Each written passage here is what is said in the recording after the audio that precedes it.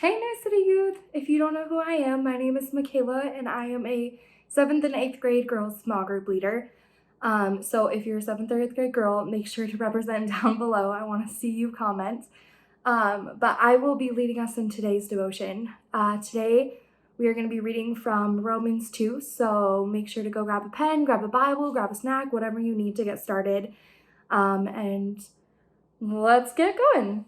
I'll start at verse 1. And it says, "You therefore have no excuse, you who pass judgment on someone else. For at whatever point you judge another, you are condemning yourself, because those who pass judgment do the same thing. Now we know that God's judgment against those who do such things is based on truth. So when you, a mere human being, pass judgment on them, and yet you do the same things, do you think that you will escape God's judgment? Or do you show contempt for the riches of his kindness, forbearance, and patience, not realizing that God's kindness is intended to lead you to repentance?" So I think the biggest thing that I just got out of that short bit is that God's kindness is intended to lead us to repentance. I think far too often are we willing to call out other people's sin and condemn them for how they live their life, or just ridicule or mock or whatever we're doing. And God is saying, do you think that you, as you make those same remarks, will escape God's judgment? No.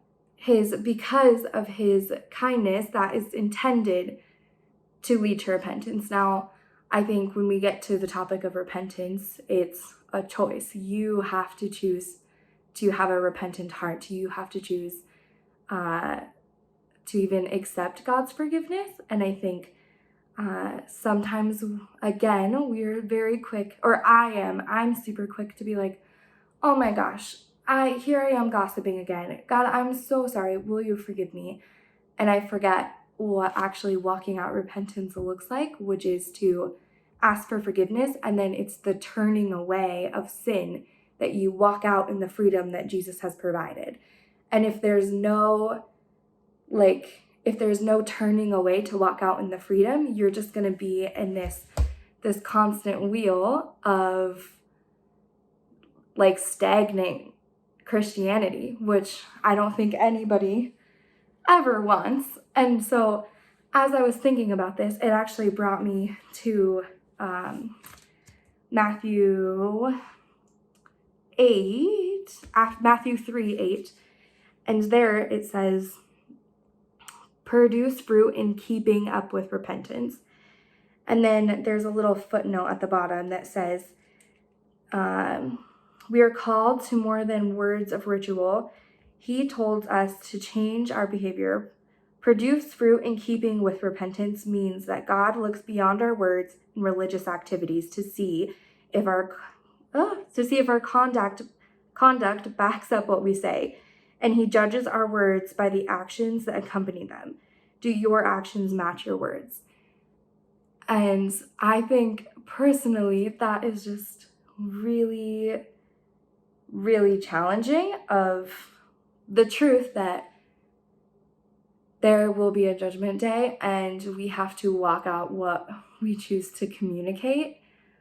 And obviously we need to do that with the understanding of God's grace and love is the most powerful thing, but also that how we choose to conduct ourselves, so how we choose to walk out our life, how we choose to represent Jesus in the things we do, will be judged one day. And I think such a good self-reflection tool that we can all get better at is, are we walking out the steps of repentance, and how are we conducting ourselves when it comes to Jesus and how we live our lives and how we're a light to the people around us? Because personally, I have this self-reflection question all the time of, okay, Jesus, when I'm making cruel jokes in a setting of hanging out with my friends, and I have an unsaved friend there, how am I representing you in that moment?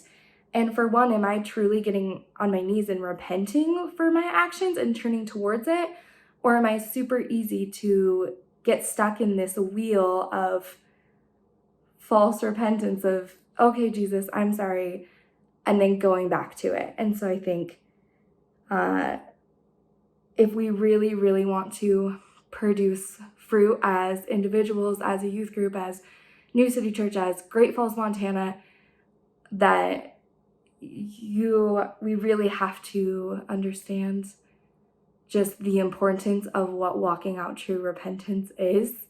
And so, yeah, just having a conduct that backs up what we believe and what we say and whose name we choose to put on our lives. And I think that's kind of a heavy topic, but one that I think is just a really, really good reminder. So I hope that you guys just got something out of this today, and that the rest of your day would be productive, and we would really be able to just settle in this idea and be able to self-reflect together.